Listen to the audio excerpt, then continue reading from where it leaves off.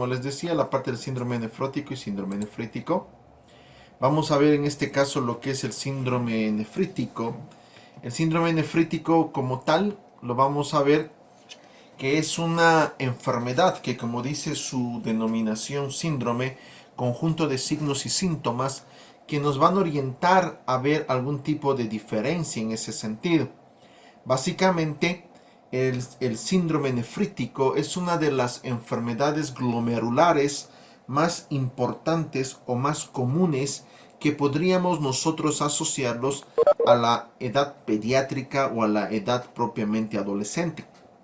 Básicamente, el síndrome nefrítico se va a caracterizar por conjunto de signos y síntomas que entre ellos los más llamativos es una hematuria bien franca que va a tener el paciente asociado a una oliguria y lógicamente la característica ya sea laboratorial o ya sea ecográfica de un daño renal. Lógicamente esto podríamos nosotros identificarlo por medio de lo que es una microalbuminuria, una proteinuria o en su caso alteraciones desde el punto de vista ecográficas viendo lógicamente el tamaño de cada uno de ellos. Entre las manifestaciones a nivel renal que va a ocasionar la hematuria, la oliguria y lógicamente un daño desde un punto de vista renal es una disminución del filtrado glomerular. En otras palabras, va a haber una alteración en lo que es el funcionamiento renal que entre las características propias de la enfermedad, el paciente va a empezar a presentar edemas que van a simular una retención de líquido, muy similar a lo que son alteraciones propiamente a nivel de lo que es un síndrome nefrótico. La diferencia es de que en este sentido no van a existir alteraciones propiamente en las fuerzas de Starling, como ya vamos a ver en un síndrome nefrótico. En el síndrome nefrítico simplemente existe una alteración, una disminución en el filtrado glomerular que va a ocasionar en el paciente paulatinamente o gradativamente la parte de un edema, lógicamente, con alteraciones de la presión arterial. La presión arterial no confundamos de que no va a ser una alteración por el sistema renina-angiotensina-aldosterona. No, el sistema va a estar conservado. Simplemente la hipertensión arterial se da por un aumento de volumen a nivel del endotelio vascular. De esa manera, no olvidemos que va a existir un tipo de compromiso generalizado para tratar de compensar, si vale el término, uno u otro sistema. Epidemiológicamente, el síndrome nefrítico se ha visto que es una enfermedad muy común en países en vías de desarrollo o en países, si vale la denominación, tercermundistas, donde voy a tener la prevalencia o la ausencia de algunas características ya desde el punto de vista poblacional. ¿Cuáles son esas alteraciones o esas consecuencias que van a tener los países tercermundistas o en vías de desarrollo? Básicamente, primero, el alto índice de pobreza, donde esto puede repercutir mucho en la población desde el punto de vista pediátrica o desde el punto de vista, si vale el término, de niños.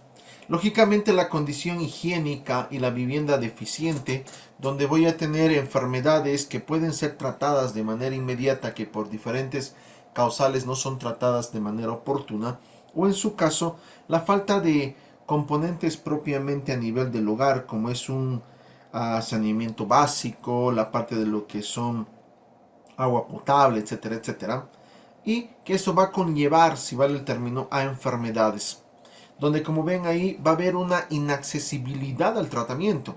El paciente no va a tomar una medicación de manera oportuna que a la larga puede conllevar a tener un tipo de compromiso por el mismo componente, si vale el término, infeccioso a nivel renal. Entre las complicaciones propiamente de una enfermedad base de que conlleva a cursar un síndrome nefrítico son las complicaciones por una infección estreptocócica. En este caso, vamos a asociar que las infecciones estreptocócicas se relacionan con la prevalencia del estreptococo beta hemolítico, que si nosotros vamos a ir razonando y ir viendo la parte ideológica, el estreptococo beta hemolítico es la primera causa de enfermedad faringea amigdalar que hay en el paciente desde el punto de vista etiológico. y lógicamente enfermedades como una faringoamigdalitis maltratada, mal diagnosticada o en su caso evolutivamente crónica puede conllevar a una infección sobreagregada. Y entre las infecciones sobreagregadas a un daño desde el punto de vista de etiología renal y glomerular. Entonces la primera causa de un síndrome nefrítico es una infección estreptocócica. Esta infección, propiamente por un estreptococo, que puede ser beta hemolítico o otra estirpe de la familia estreptocócica, se relaciona propiamente a grupos etarios determinados. En este caso se ha visto que entre los 2 a 12 años de edad tienen mayor susceptibilidad y mayor predisposición a cursar una patología propiamente estreptocócica, pero que también no están abstentos y que puede asociarse a este grupo etario personas con más de 40 años de edad que por causales diversas, alteraciones inmunológicas, enfermedades de base o algún otro tipo de causalidad con una predisposición, puede existir que cursen con la enfermedad de un síndrome nefrítico, pero en un porcentaje del 5 al 10%. Y lógicamente, personas menos de 2 años de edad, si vale el término un año de edad, meses de recién nacido, en un porcentaje del 5%, que va a conllevar a infecciones también tal vez desde la misma etapa gestacional o desde el mismo tipo de, si vale el término, parto o cesárea que haya podido tener el producto. Etiológicamente, pues nosotros vemos que puedo dividir desde un punto de vista preferencial la parte de lo que es un síndrome nefrítico en dos. Lógicamente, acá voy a tener aquellos que van a aumentar, si vale el término, un complemento de manera normal, o sea, no voy a tener una gran elevación, pero voy a tener un complemento sérico normal, o aquellos que voy a tener un complemento sérico disminuido. Lógicamente, ¿esto qué va a conllevar en el paciente? Me va a conllevar a diferentes opciones, si quieren denominarlo, de enfermedades que va a cursar el mismo paciente. En este caso, las enfermedades que no van a alterar la parte del complemento, no olvidemos que el complemento tiene relación con lo que es el factor antígeno-anticuerpo, que el factor antígeno-anticuerpo va a tener una relación con lo que es el complemento en líneas generales, ¿verdad? Entonces no voy a tener alteraciones en el complemento. Al no tener alteraciones en el complemento, yo puedo pensar en enfermedades sistémicas generales, como es una poliarteritis nodosa, una vasculitis por hipersensibilidad, una granulomatosis de Wegener, una púrpura de Heno-Scheulen, un síndrome de Good-Pasteur, o en su caso enfermedades renales que me predisponen por acción antígeno-anticuerpo, la presencia de inmunoglobulinas, a cursar una nefropatía, como es la nefropatía por la inmunoglobulina tipo A. En cambio, aquellas enfermedades que ya tienen algún tipo de predisposición a nivel del complemento, algún tipo de acción a nivel sistémica y que pueden orientarme, ya denominadas entre comillas como enfermedades base, tengo que pensar que en algún momento me pueden ocasionar algún tipo de sintomatología renal. En este caso un síndrome nefrítico, ya que van a manifestarse como disminución de la tasa de filtrado glomerular y yo tendría que hacer diagnóstico diferencial con las enfermedades que les comento, como por ejemplo un lupus eritematoso sistémico, una endocarditis, abscesos de origen visceral, en este caso de predominio hepático, nefritis por cortocircuito a nivel de lo que es la circulación arterial o la circulación venosa, la crioglobulinemia que también ocasiona efectos antígeno-anticuerpo. Enfermedades renales como tal que van a disminuir lógicamente el complemento, tengo la parte de lo que es una glomerulonefritis aguda postinfecciosa, que ahí está la causa primaria, entre comillas, que sería el estreptococo. O una glomerulonefritis membrano-proliferativa, que las glomerulonefritis membrano-proliferativas puedo dividirlas en dos, tipo 1, tipo 2, siendo las tipo 2 de mayor porcentaje o de mayor prevalencia. Entre la parte de las enfermedades renales postinfecciosas que pueden conllevar, si vale el término, a un complemento sérico disminuido, voy a tener la presencia de los estreptococos beta hemolíticos.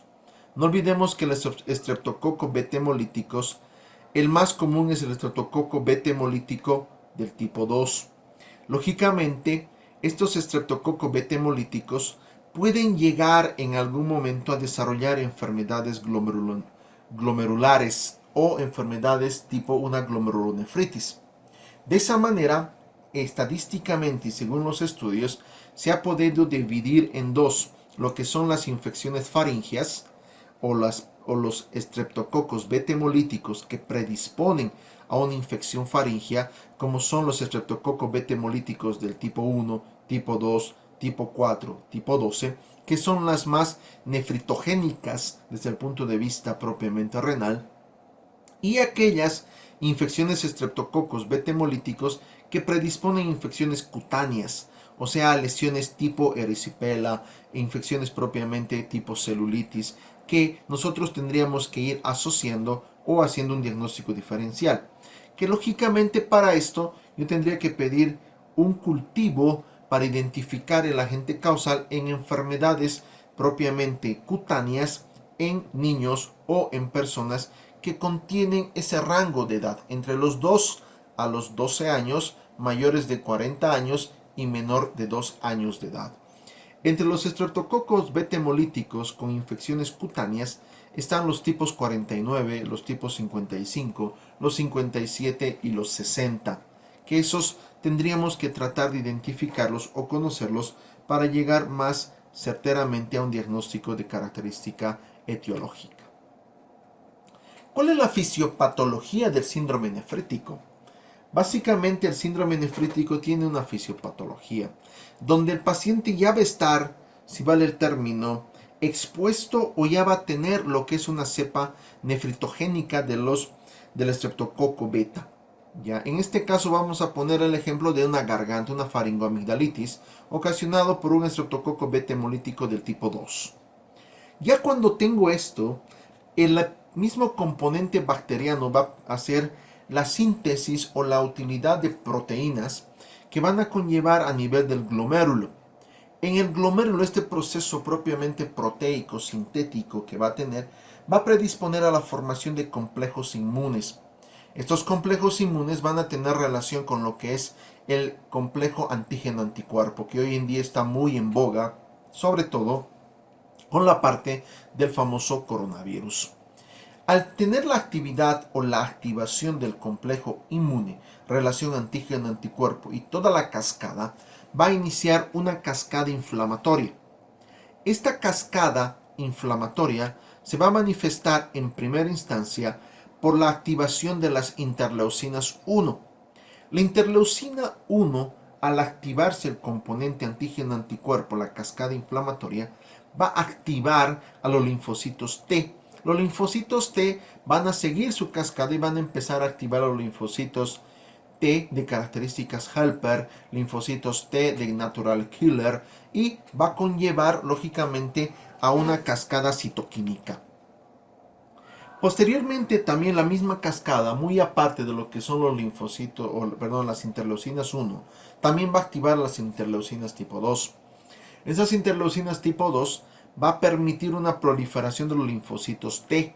Estos linfocitos T van a ir y se van a empezar a depositar en el complemento. Por eso es que a un principio de la presentación de este tema hablábamos de un complemento. El complemento tenemos que ver que es el complemento en la relación inmunológica antígeno-anticuerpo.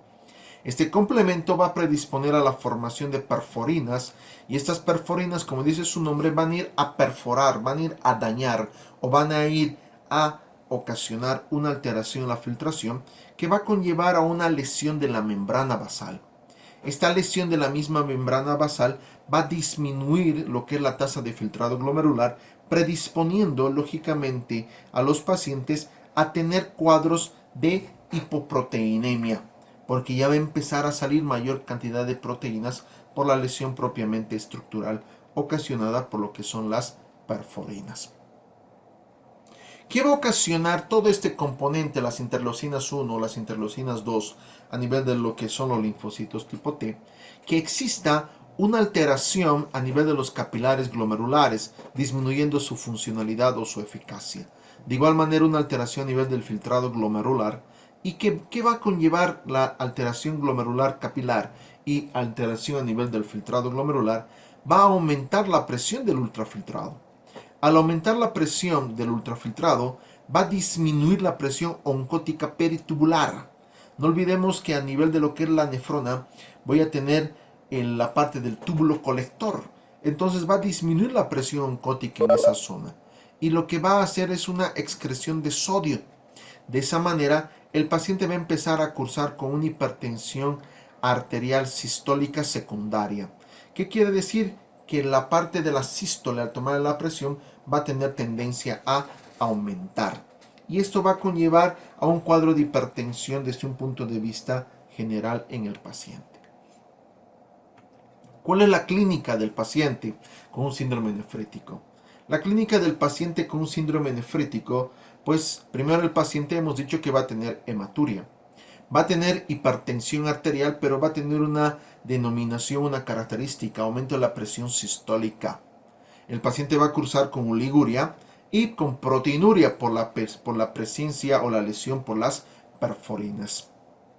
Además de eso, el paciente va a cursar con malestar general, anorexia, dolor abdominal, cefalea y una fiebre moderada por el causal propiamente bacteriano que está cursando como primera instancia. ¿Cuál es el tratamiento para un síndrome nefrítico? Pues el tratamiento para un síndrome nefrítico, primero, es tratar, si vale el término, de prevenir las complicaciones por una retención hídrica. O sea, lo que yo tengo que buscar en un paciente que cursa un síndrome nefrítico es evitar los edemas. Porque no olvidemos que los edemas van a ocasionar mayor lesión, van a ocasionar mayor compromiso sistémico y por ende mayor daño a nivel de la función renal. Para tratar de disminuir lo que son los edemas, tengo que tratar de restringir la ingesta de agua y sal en el paciente. Tratar de sacar un mínimo basal de consumo de agua y lógicamente tratar de seguir las normas internacionales del consumo de sal. ¿Qué dicen las normas internacionales del consumo de sal? Mínimamente 3 pizcas o 3 gramos de sal al día. Puede usar diuréticos de asa, pero con la predisposición de que pueden ocasionarme alteraciones desde un punto de vista en lo que es propiamente la parte de los electrolitos. Me puede ocasionar unas hiponatremias, hipocalemias, hipomagnesemias o todo tipo de alteración por el efecto. El más común, lógicamente, la furosemida. Cuando yo hago todo lo posible para disminuir el volumen y tratar de evitar los edemas, tal vez una reposición proteica en mínima cantidad de acuerdo a la solicitud o el requerimiento por la parte nutricional o a la parte propiamente de lo que es las tablas o las fórmulas de reposición, si mi paciente no mejora, pues tengo que pensar en un reemplazo de la función renal.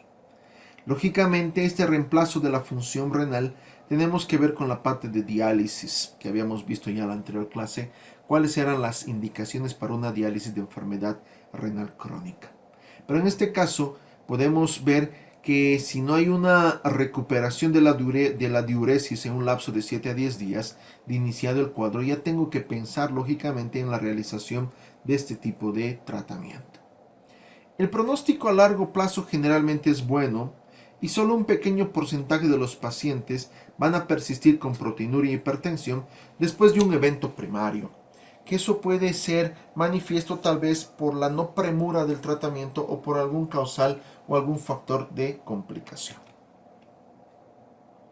Vamos a ver ahora lo que es el síndrome nefrótico. Lo que hemos visto es síndrome nefrítico. Ahora vamos a ver lo que es el síndrome nefrótico. La diferencia primero entre el síndrome nefrítico es de que el síndrome nefrótico es más común en personas mayores, en personas adultas. ¿Ya? Que entre la definición primaria de un síndrome nefrótico es un síndrome que va a tener características sintomatológicas y signos muy diferentes e incluso similares en algún sentido a un síndrome nefrítico. En este caso, el paciente va a cursar con 5 características principales, como es una proteinuria en orina más de 3.5 gramos en 24 horas, que esto es algo primario, característico importante de un síndrome nefrótico. Lógicamente, que si el paciente va a tener una proteinuria, voy a tener un déficit de albúmina, entonces voy a cursar con una hipoalbuminemia menor de 3.5 gramos por decilitro. La proteinuria no olviden que es en orina y la hipoalbuminemia es en la sangre. Lógicamente, al tener una hipoalbuminemia, yo ya tengo que pensar que mi paciente va a tener alteraciones en lo que son las fuerzas de Starling. Por ende, la presión coloidosmótica, la presión hidrostática va a estar alterada. ¿Y qué va a tener su paciente? Edemas. Muy diferente a los edemas que tenía el síndrome nefrítico. Lógicamente, si tengo una hipoproteinemia, una hipoalbuminemia, voy a tener que tener una hipercolesterolemia. Y la hipercolesterolemia, ¿qué me va a ocasionar? Me ocasiona alteraciones desde el punto de vista general. También el paciente va a tener una lipiduria, que es a nivel de lo que es la orina. Voy a empezar a tener presencia de lípidos en un examen general de orina. 5 características primarias de un síndrome nefrótico. ¿Por qué se da el edema? Ya hemos visto que el edema en un síndrome nefrótico se diferencia, y esto es lo más importante y mandatorio de lo que es el síndrome nefrítico, que en el síndrome nefrótico el edema va a estar secundario a una hipoalbuminemia, y que esto se va a deber lógicamente a alteraciones de la presión oncótica, o sea, alteraciones en las fuerzas de Starling, que van a disminuir, y al disminuir voy a tener fuga de líquido al intersticio. Que esta fuga de líquido intersticio va a tratar de ser regularizada por el sistema renina-angiotensina-aldosterona. Y este sistema renina-angiotensina-aldosterona lo que va a hacer es, lamentablemente, tratar de evitar la dicha fuga, reteniendo sodio y agua en ese mismo componente. Debido a la baja de presión oncótica por la relación de las fuerzas de Starling, el agua retenida vuelve a fugarse, o sea, hace un círculo, y que trata de compensarlo el sistema renina-angiotensina-aldosterona y no puede. Y de esa manera va a ir, si vale el término, entrando en un estado constante de depresión de volumen, cerrando así un círculo vicioso. ¿Qué quiere decir? Pierde volumen, va a un tercer espacio, pierde volumen, va a un tercer espacio. Entonces, yo no puedo usar en primera instancia un diurético en este tipo de pacientes, porque el diurético me va a hacer perder volumen, pero tengo el volumen en un tercer espacio. Entonces, yo tendré que usar un diurético asociado a lo que es albúmina para tratar de compensar ese tipo de paciente. O en su caso, primero trataré de reponer los niveles de albúmina en la sangre para posteriormente usar lo que es un diurético. No olviden que farmacológicamente los diuréticos de ASA tienen su acción solamente cuando estoy en un medio isosmolar, no cuando estoy en un medio hiposmolar. Si estoy en un medio hiperosmolar, también tiene su efecto. ¿Por qué la dislipidemia? Básicamente la dislipidemia se va a dar por una disminución en lo que son las proteínas. No olvidemos que las proteínas, para tener esta causal o este factor primario, se va a deber a lo que son alteración propiamente en las proteínas de alta densidad y lógicamente alteraciones en la lecitin colesterol acetiltransferasa. Que no olvidemos que todo lo que termina en asa es simplemente una enzima. Entonces, ¿qué va a hacer esta enzima? Va a ir a, si vale el término, disgregar, metabolizar, coger, disminuir la parte proteica, tratando de compensar tanto la parte desde el punto de vista proteico. Al tener estas alteraciones va a existir una disminución de la presión oncótica, nuevamente las fuerzas de Starling, aumentando la síntesis hepática de lipoproteínas de baja densidad, disminuyendo la actividad de la lipoproteína lipasa endotelial y disminuyendo la tasa de degradación de lo que es la VLDL y los kilomicrones. No olvidemos que el colesterol, que propiamente la síntesis proteica, me van a dar proteínas de alta y baja densidad como la HDL, LDL y las de media densidad que son las VLDL. Lógicamente todo esto ¿qué va a ocasionar? Acúmulo de triglicérido. Y el paciente va a empezar a tener laboratorialmente una trigliceridemia, pero también laboratorialmente voy a empezar a tener una disminución de proteínas o una hipoproteinemia en lo que es la sangre. De igual manera, el paciente va a empezar a tener alteraciones en la coagulación. O sea, mi paciente que cursa un síndrome nefrótico va a cursar con estados de hipocoagulabilidad. Estos estados de hipocoagulabilidad se van a deber a una disminución de las proteínas, que va a dar lo que va a activar, a lo que es la cascada de la coagulación. No olvidemos que la cascada de la coagulación tengo de dos sentidos. La parte de lo que es la vía intrínseca y la vía extrínseca de la cascada de la coagulación, que en cada uno de ellos voy a tener diferentes factores que pueden conllevar a cursar o a tener lo que es una cascada desde el punto de vista general, o la presencia o la formación de coágulos o la formación de tapones plaquetarios en líneas generales. Al existir el estado de hipocoagulabilidad, voy a encontrar un desbalance entre lo que son los anticoagulantes y los procoagulantes.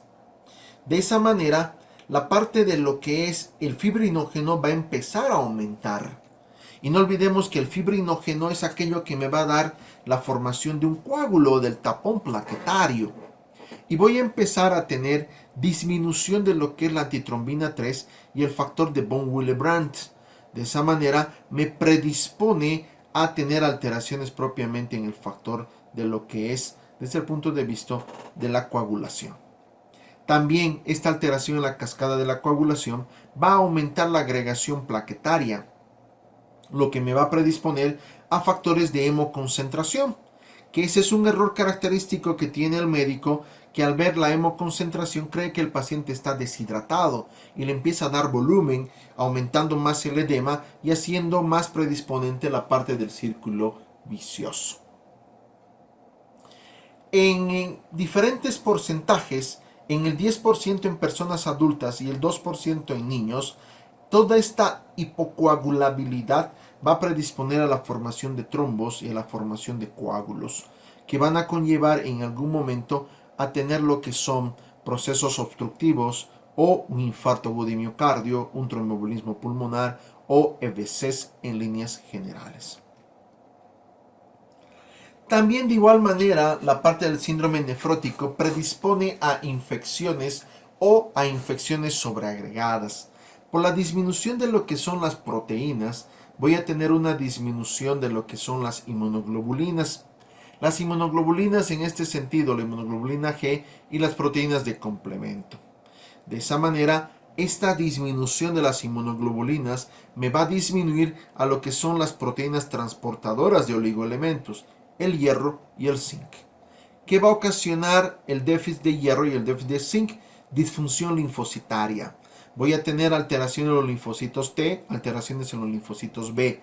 Por ende voy a tener alteraciones en el componente antígeno-anticuerpo, alteraciones en el complemento, que va a conllevar a la susceptibilidad, o como se dice vulgarmente, a inmunosupresión, predisponiéndole al paciente a tener infecciones sobreagregadas, que pueden ir desde patologías pulmonares, patologías digestivas y patologías renoureterales.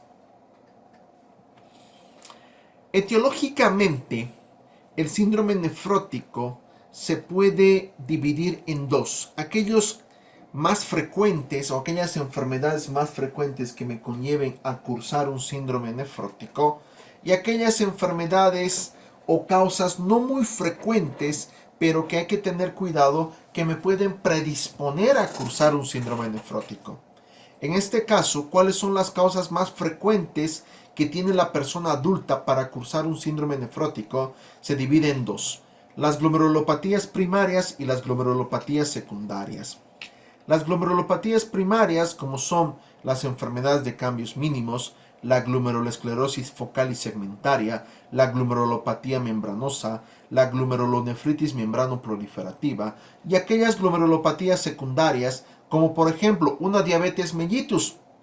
Por eso se ha visto que los pacientes que tienen diabetes mellitus, ¿cuál es su complicación a largo plazo? Enfermedad renal crónica. ¿Y qué va a necesitar ese paciente? Diálisis o terapia de reemplazo renal, o sea, simplemente un trasplante renal. Pero entre las etapas, como ya vamos a ver en los temas posteriores, que es lógicamente una nefropatía diabética, vamos a ver que el paciente con diabetes mellitus puede llegar a cursar un síndrome nefrótico.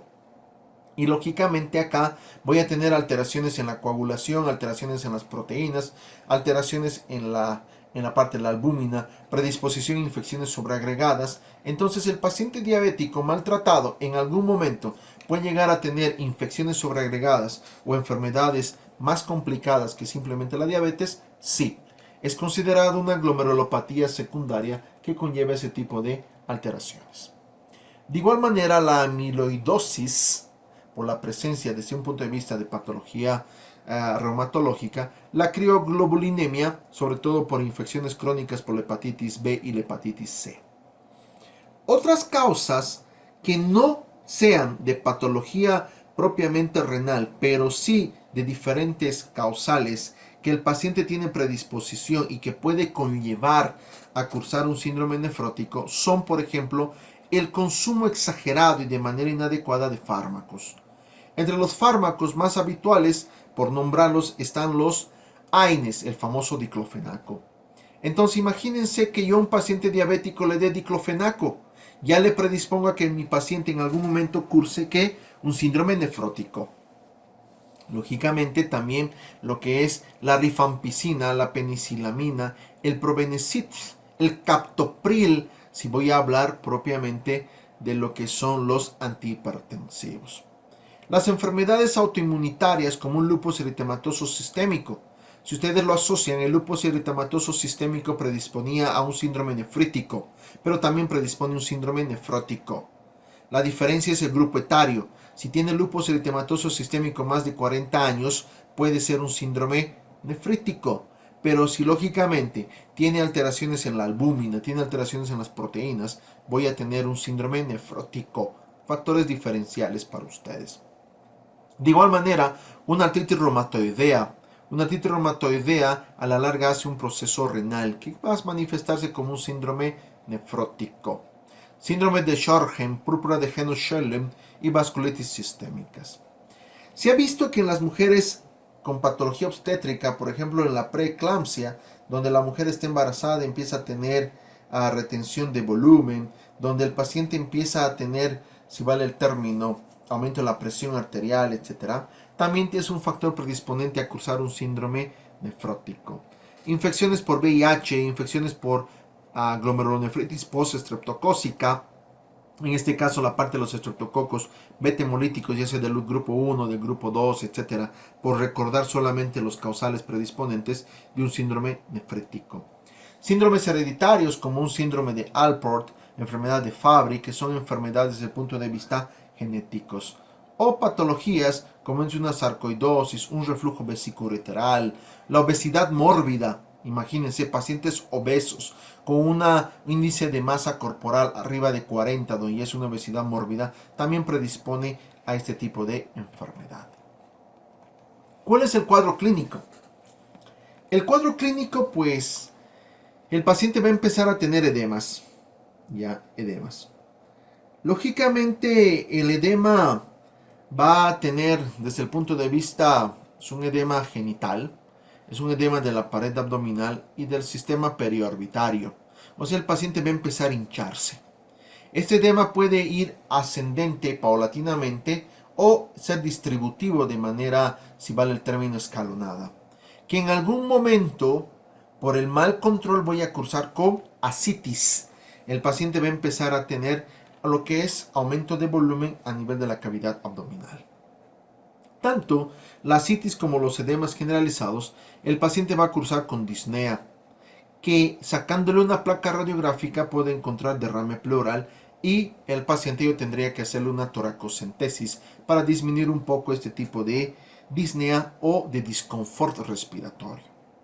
De igual manera, los edemas generalizados a nivel de pared abdominal, a nivel de miembros inferiores, etc., pueden ocasionar vesículas y flectemas, con la predisposición al paciente a cursar lo que son cuadros de celulitis o infecciones propiamente dérmicas. Dos características primarias en los pacientes que van a ir cursando lo que es un síndrome propiamente nefrótico. Uno que es el signo de Merkel, que como ustedes ven se ven en las uñas esas características propiamente de rayas rosadas, blancas que va a tener el paciente.